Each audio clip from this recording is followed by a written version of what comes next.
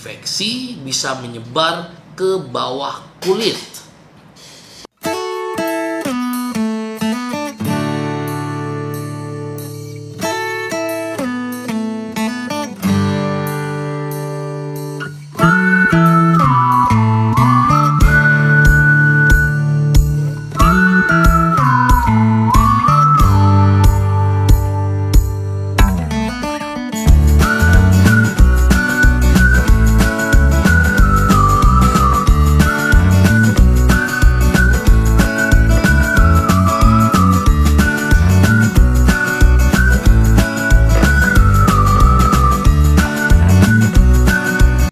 Salam sehat. Selamat datang di Dokfair TV. Hanya di channel ini teman-teman bisa memperoleh banyak informasi yang pastinya bermanfaat buat teman-teman semua. Teman-teman juga jangan lupa untuk like, subscribe, share, dan komen, karena semua itu gratis, teman-teman. Terima kasih buat teman-teman yang sudah memberikan komentar dan mengajukan berbagai macam pertanyaan. Itu merupakan suatu kebanggaan buat saya. Dan saya akan berusaha memberikan jawaban yang terbaik buat teman-teman semua, sehingga teman-teman memiliki kesehatan yang baik. Terima kasih teman-teman. Saya akan kembali setelah teman-teman subscribe channel ini. Terima kasih. We meant to be in the great outdoors forever free. Terima kasih buat teman-teman yang sudah mensubscribe channel ini. Pada kesempatan hari ini, saya akan memberikan informasi mengenai suatu kelainan kuku, teman-teman. Kelainan tersebut dikatakan sebagai paronychia. Saya ulangi, paronychia. Paronychia adalah infeksi kulit di sekitar kuku tangan atau kuku kaki yang umumnya disebabkan oleh bakteri, namun bisa juga terjadi akibat infeksi jamur. Paronychia bisa terjadi secara mendadak dan berkembang cepat atau akut, atau bisa juga bertahap dan berlangsung dalam waktu jangka panjang, teman-teman, atau juga disebut dengan kronis. Paronychia akut hampir selalu terjadi di area sekitar kuku tangan, sedangkan paronychia kronis bisa terjadi di kuku tangan atau di kuku kaki, dan infeksi bisa menyebar ke bawah kulit. Gejala paronychia akut atau kronis umumnya sama, teman-teman, dan hanya dibedakan dari lama atau cepatnya gejala berkembang. Gejala awal paronychia umumnya adalah kondisi jari di sekitar kuku yang membengkak, kemerahan, dan sakit jika disentuh. Pada sebagian kasus dapat terbentuk abses, yaitu kumpulan dari nanah. Penyebab paronychia. Paronychia akut disebabkan oleh bakteri Staphylococcus aureus yang masuk ke kulit kuku yang rusak sehingga menyebabkan infeksi pada lipatan kuku. Sedangkan paronychia kronis umumnya disebabkan oleh infeksi jamur Candida, meski bisa juga disebabkan oleh bakteri. Paronychia kronis bisa terjadi di kuku tangan atau di kuku kaki, dan umumnya dialami oleh orang yang kaki atau tangannya sering terendam air. Faktor resiko paronychia. Beberapa faktor yang bisa meningkatkan resiko seseorang mengalami paronychia adalah pekerjaan, teman-teman.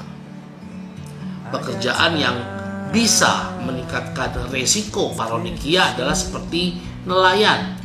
Seperti saya katakan tadi, kaki atau tangan yang sering terendam air, ya teman-teman. Yang pertama nelayan. Lalu berikutnya adalah tukang cuci baju atau piring, teman-teman. bartender, dan pemerah susu. Faktor resiko yang kedua adanya luka, teman-teman. Kulit yang terbuka bisa menyebabkan kuman masuk ke lapisan di dalamnya.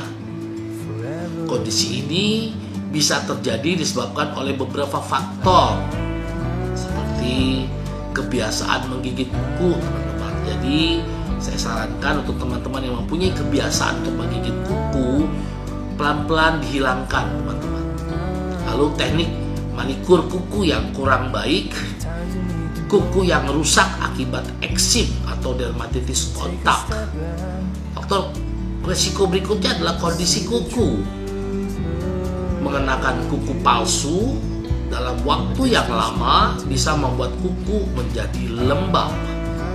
Kondisi tersebut mendukung perkembangan kuman, teman-teman, yang pada akhirnya dapat menyebabkan infeksi.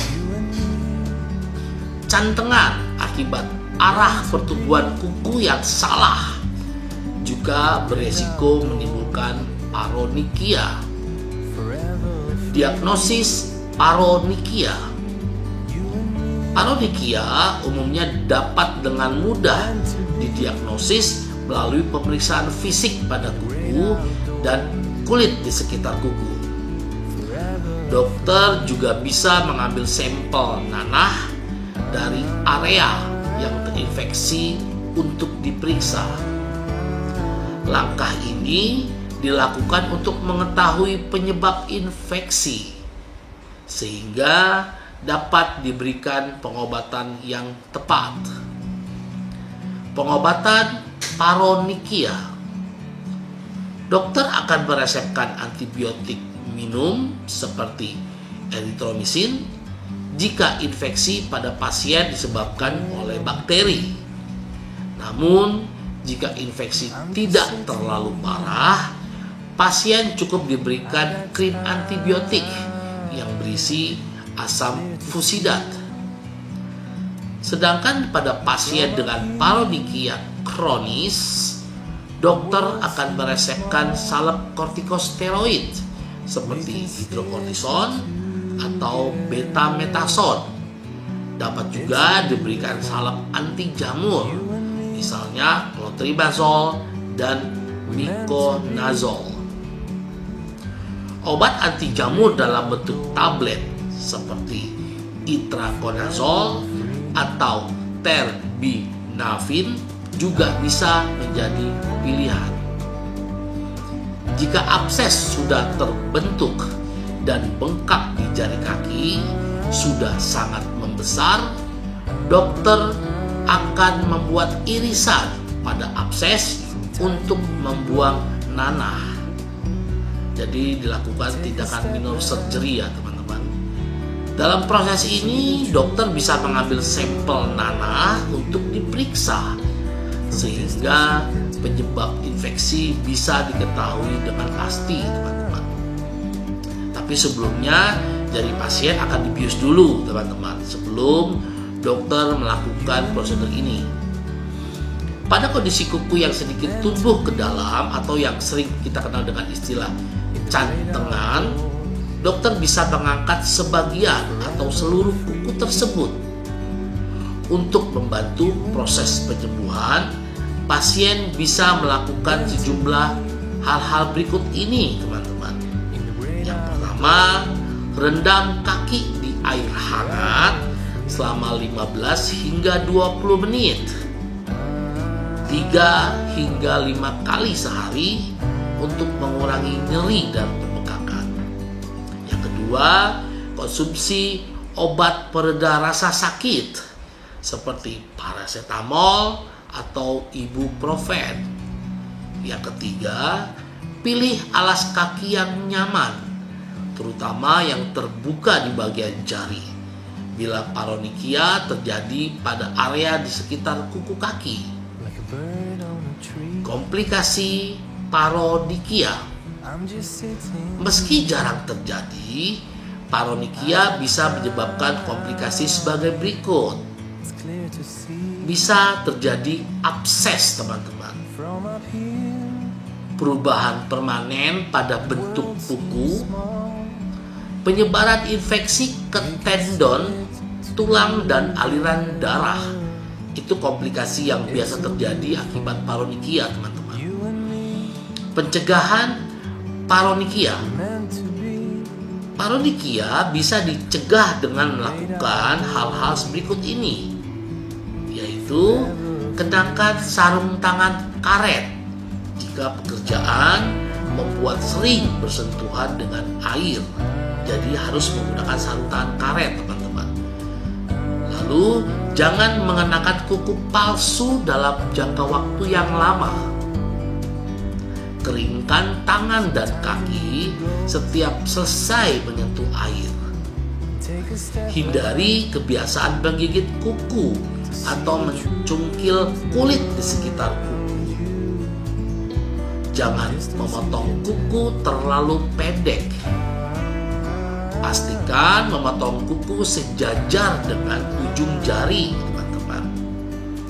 Bagi penderita diabetes, periksa kaki setiap hari untuk mewaspadai paronychia atau gangguan lain di kaki. Karena kelainan pada kaki seringkali tidak dirasakan oleh penderita diabetes. Demikian informasi yang bisa saya sampaikan pada kesempatan kali ini, teman-teman. Saya berharap informasi ini dapat bermanfaat buat teman-teman semua. Dan teman-teman juga jangan lupa untuk share video ini sebanyak-banyaknya, karena berbagi ilmu pengetahuan itu merupakan hal yang sangat baik, teman-teman. Dan saya berharap setelah teman-teman menonton video ini, banyak hal-hal penting yang bisa teman-teman terapkan dalam kehidupan teman-teman. Terima kasih yang sudah menonton video ini dari awal sampai akhir. Jangan lupa tetap untuk like, subscribe, dan share dan komen video ini.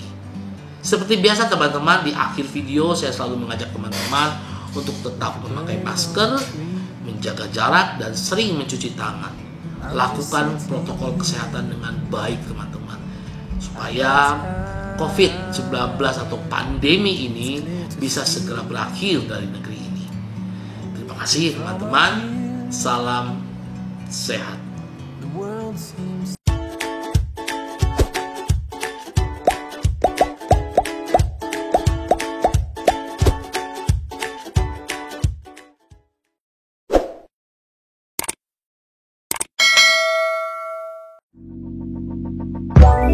Let it go.